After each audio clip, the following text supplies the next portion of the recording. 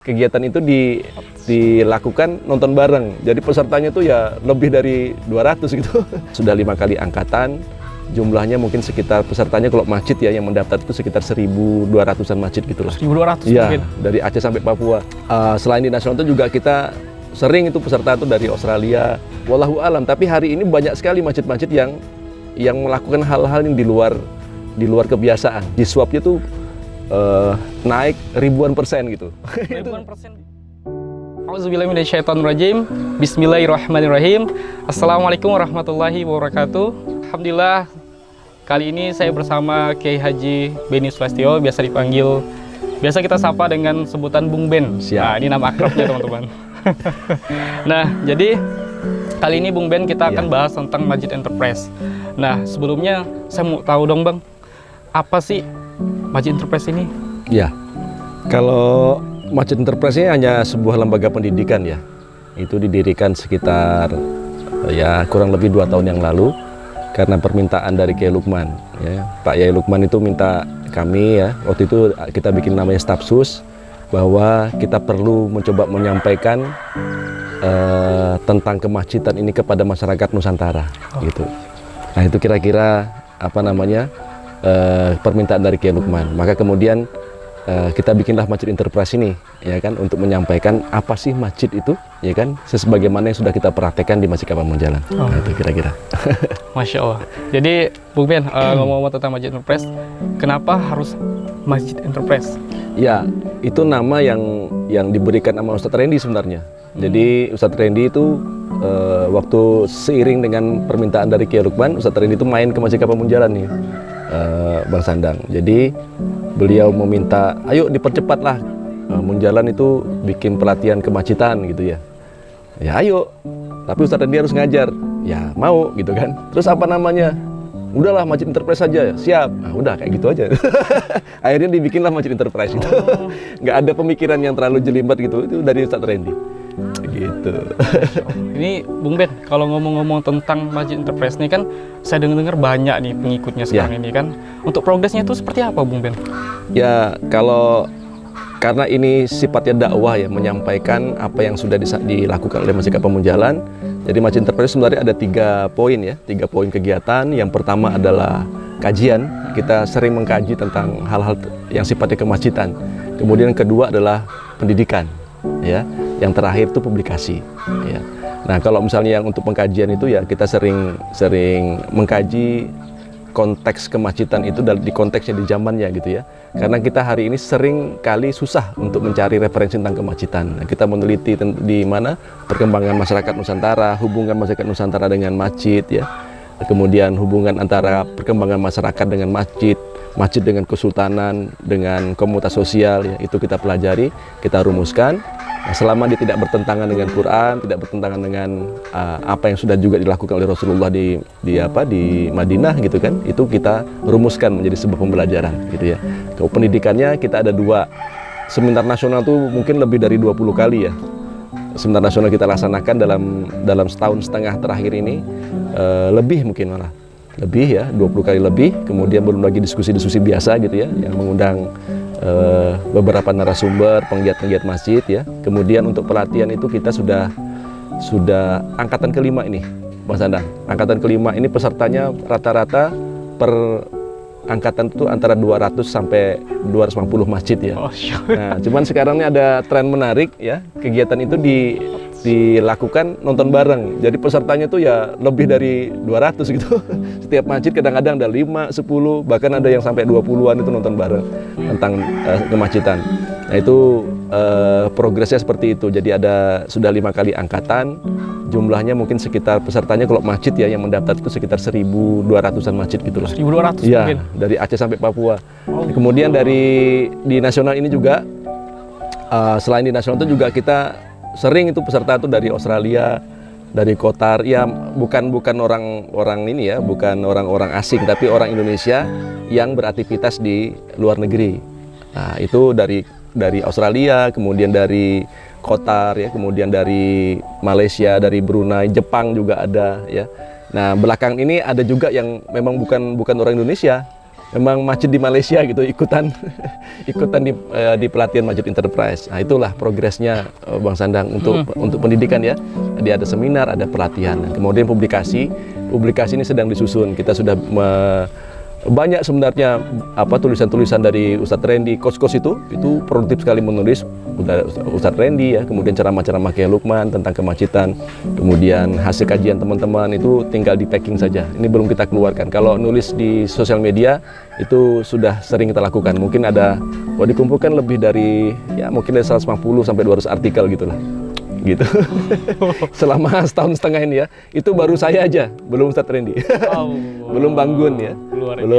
Belum transkrip dari ceramah-ceramah Kiai Lukman gitu. Belum lagi tulisan-tulisan yang dari pelatihan pendidikan itu kan setiap pelatihan kan wajib coach itu bikin materi literasi ya, minimal PowerPoint ya.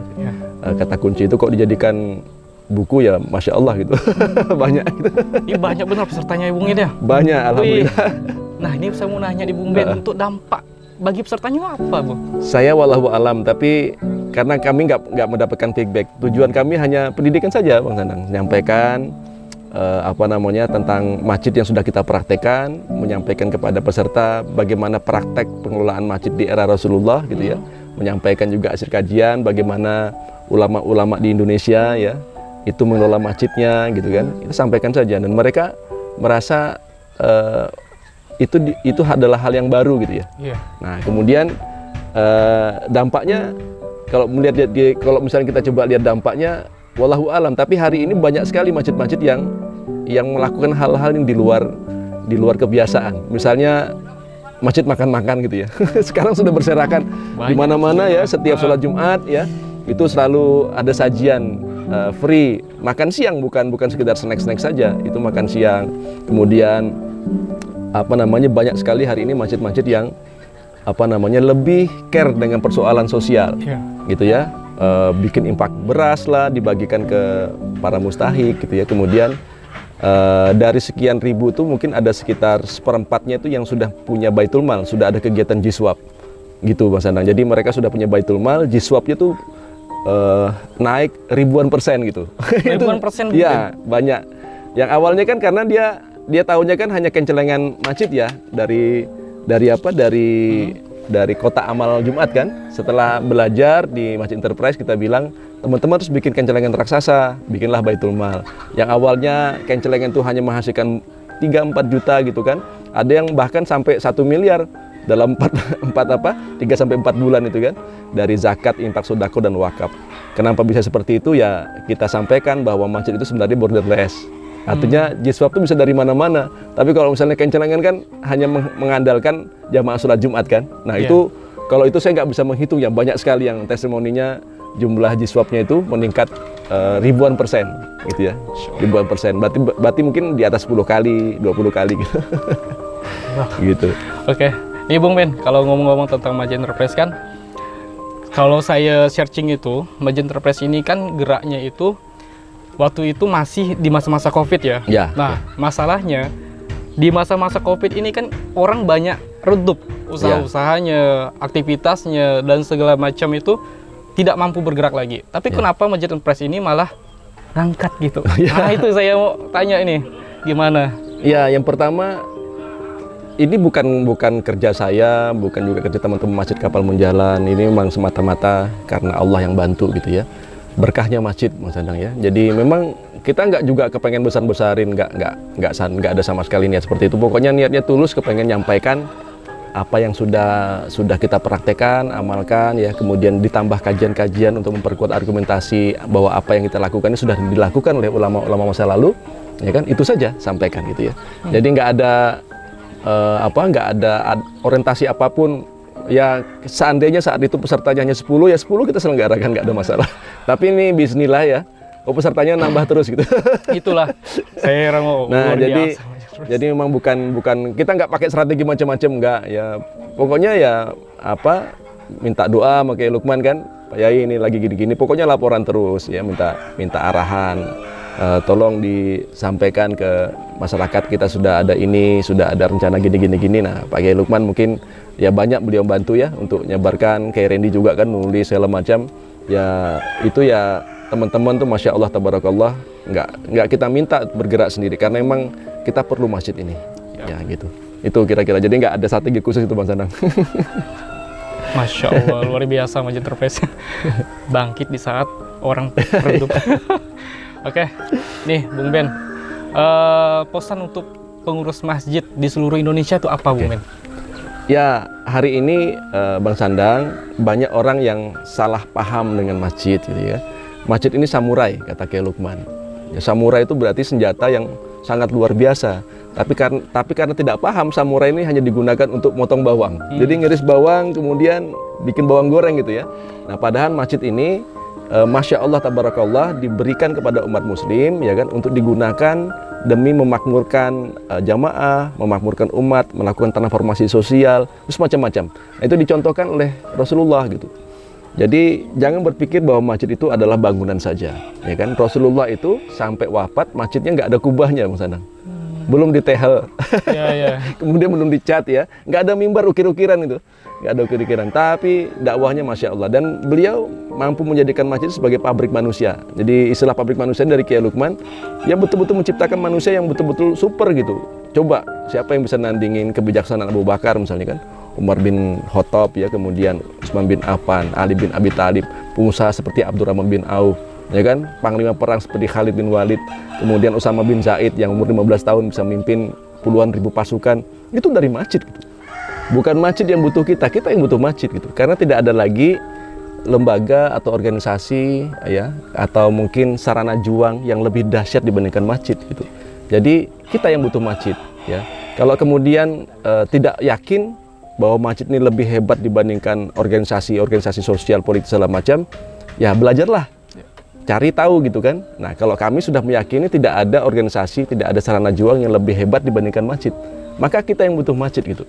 Jadi bukan kemudian kita jadi sebagai seorang pengurus masjid ya sekedar ya mendapat predikat saja. Oh, aku ketuanya, saya sekretaris, saya bendahara, enggak gitu. Jadi kita betul-betul menjadikan masjid ini sebagai sebuah sarana juang gitu. Ini pesan saya ya, karena memang sangat luar biasa. Kita juga sudah merasakan betul betapa masjid ini mendatangkan keberkahan ya, bukan saja bagi pengurus, buat masyarakat ya. Yang hari ini kita coba lihat ada 500.000 anak yatim dan santri penghafal Quran yang disuplai makanannya setiap hari loh ya. Ya, 850 ton. Nah, coba deh organisasi mana yang bisa? Bukan karena kita yang hebat, karena masjid itu yang luar biasa gitu. Kita bergerak dari masjid gitu. Jadi bukan kitanya yang hebat. Jadi masjid itu adalah masjidullah. Di situ tuh bisa dikatakan semacam supermarket amal soleh lah ya. Ya semuanya dilakukan di masjid, dari sholat ya kan, kemudian belajar Quran, kemudian menyebarkan kebaikan untuk masyarakat sekitarnya ya, kemudian juga melakukan bisnis ya, buka lapangan pekerjaan untuk masyarakat, itu bisa di masjid, nggak ada masalah di masjid. Maka kita mengajak teman-teman, ayo satu ya kan, coba rubah mindset tentang masjid ini. Nah, supaya tidak salah kaprah dengan tidak salah paham dengan masjid sebagai sebuah bangunan, kita sebut ini Masjidullah. Jadi ekosistem masjid itu kita sebut dengan Masjidullah. Apa itu? Ya kan, yang pertama, setelah Baitullah jangan berhenti bikin Baitul Quran. Jadi bait ini kan rumah ya, ada rumah Allah ya, teruskan bikin rumah Quran atau Baitul Quran. Udah selesai jangan berhenti. Ini masih banyak orang yang harus kita bantu. Bikinlah Baitul Mal, ya kan, rumah mal, ya kan. Ada zakat, infak, sedekah, ada 8 asnaf yang hari ini butuh bantuan, fakir, miskin, fisabilillah, gorimin dan segala macam, itu perlu kita bantu ya. Masjid harus ngambil peran di situ. Nah, kemudian Baitul Muamalah ya, kita nggak usah ngambil untung, nggak ada masalah, yang penting anak-anak muda bisa cari kerja di masjid. Jadi apa-apa semuanya di masjid. Itu Masya Allah. Ya, mudah-mudahan dengan dua hal ini, back to masjid ya, kemudian merubah mindset tentang kemasjidan, insya Allah kita akan lebih baik lagi, dan masjid-masjid kita itu akan menjadi tempat sumber datangnya keberkahan. Gitu kira-kira. Kisah dari Bung ini sangat inspiratif sekali, Masya Allah, luar biasa. Semoga teman-teman di luar sana dapat mengambil hikmah dari yang dari Bung Ben sampaikan tadi. Masya Allah. Saya akhiri, wassalamualaikum warahmatullahi wabarakatuh.